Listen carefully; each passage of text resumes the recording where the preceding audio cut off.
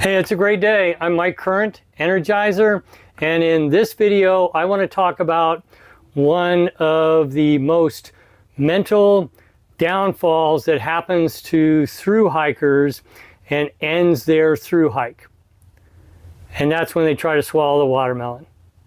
So let's do this.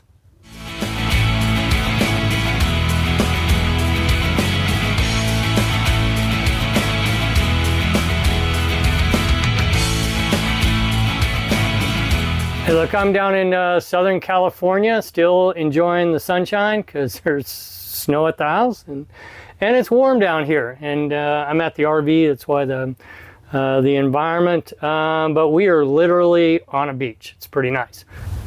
Now, this isn't a real watermelon.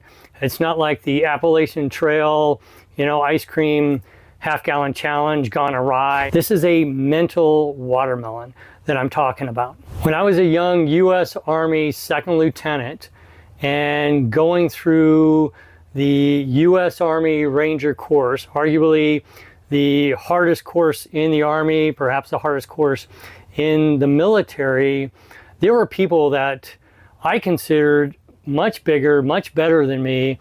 They were just dropping out like flies. I mean, Ranger School has a low graduation rate, and I was watching all these people just quitting. And for a couple of them that were my friends before the RIs, the Ranger instructors, grabbed them and whisked them away, I asked them, why are you quitting? Why are you leaving? I didn't understand it. And they would say, hey, look, Mike, today was hard. Today was really hard. I didn't think I was going to make it, and I know tomorrow's going to be hard. In fact, it's going to be harder, and the next day is going to be hard. And then if I make it through that, I know the next phase is going to be hard. In fact, that's going to be harder. And so what they were trying to do is they were trying to absorb everything that was going to happen, not only take in what was happening at that moment, and they were just mentally compounding it and going, oh gosh, this is going to be harder and harder and harder and harder and harder. And they had this big mental watermelon, and then they tried to swallow all that, and it was just too much for them. They quit. So for me, my key to getting through Ranger School was I just focused in on the day. I didn't look past the day. All I needed to do was survive the day. And sometimes just survive the hour. Get through the hour. The next hour will worry about itself. Just get me through the hour. And I kept that all through Ranger School till the point where I was 3 days from graduation, and that was the first time that it popped into my head that, hey, I might actually graduate. And it worked. I graduated. I got tabbed.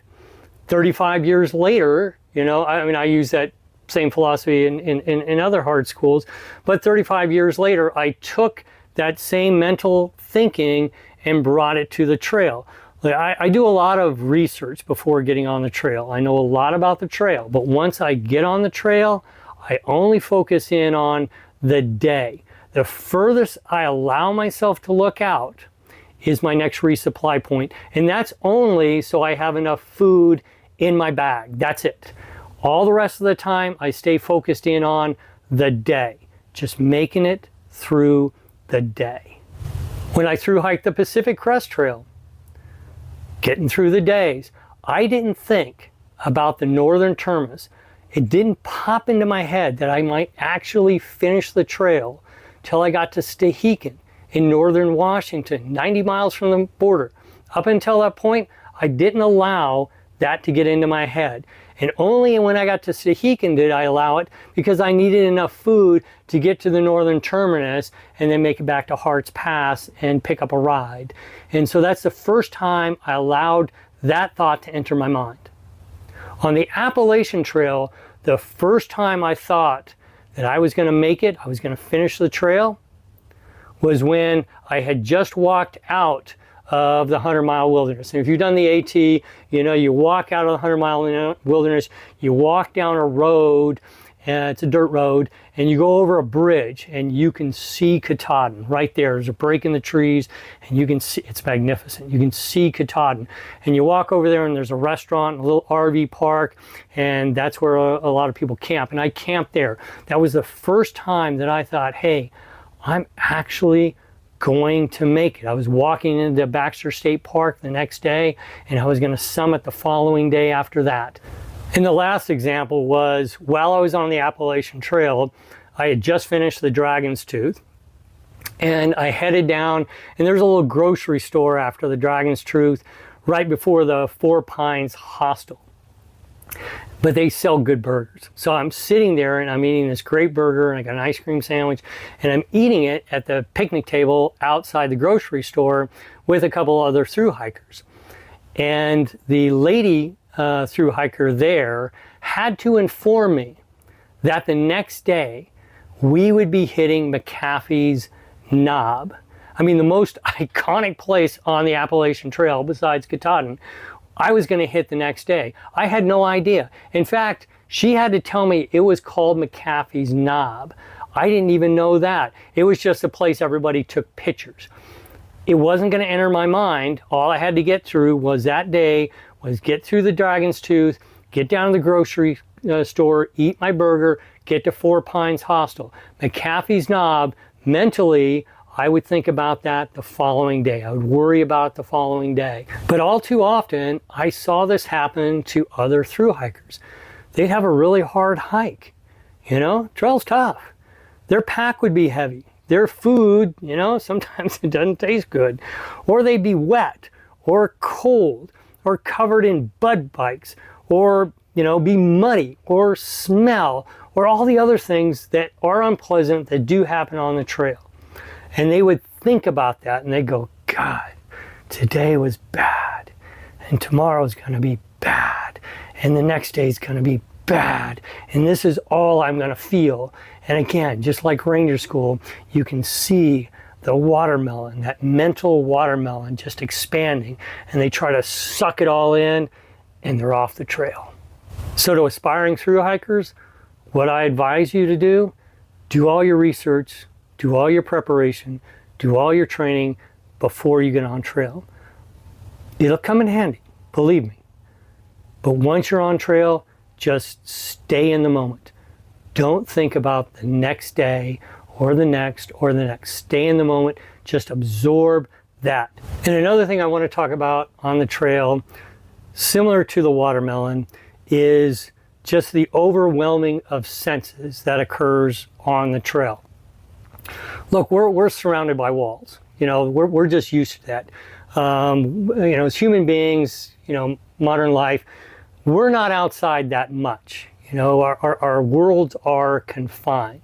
But on the trail, you're outside all the time. Everything's there. You know, the weather, you feel the hot, you feel the cold, you feel the rain, you feel the snow, you hear the sounds. Everything is right there, and you can look around, and it's so big, and you are so small. It can be absolutely overwhelming. So there are techniques that you can help reduce that world, even if it's just temporary. Reduce that world so it's not so big. Now, one of the things I do is I sleep in my tent. You know, primarily because I don't like bugs on me, but I sleep in my tent just about every night. Even if it's not raining, I put up my tent and I go in and I sleep in my tent. The nice thing about the tent is, and I know physically this might not make a lot of sense, but psychologically, maybe it makes more sense, is my world becomes 3 feet by 7 feet. The interior diameter, or, you know, square footage of my tent. That's all I can see, the inside of my tent. So everything outside, all the visual sounds and all that kind of stuff, I no longer, you know, I can block that out because my world gets that small. The other thing that I do is every night before I go to bed, I actually edit my videos for that day. So I'll take whatever film I have from that 24-hour period and I will condense it down to 10 minutes.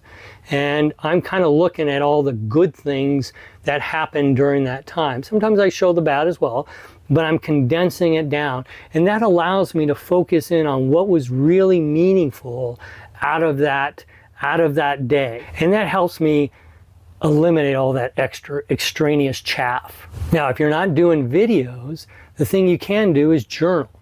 Just take a few notes in your phone or write it out on a piece of paper and just kind of journal some thoughts down. And that condenses the world down. It succinctly puts that day into perspective, and then you can put it into a box and you're not trying to swallow the watermelon from the entire day. Hey, look, I hope this was helpful. I hope you, your through hike is successful. You don't swallow the watermelon. I'm getting ready for my hike. I'm still getting ready, still training for it, still leaving on 1 May. It's spending some more time down in Southern California where it's nice and warm, but I'm still training. And yeah, getting ready to go. See you next time.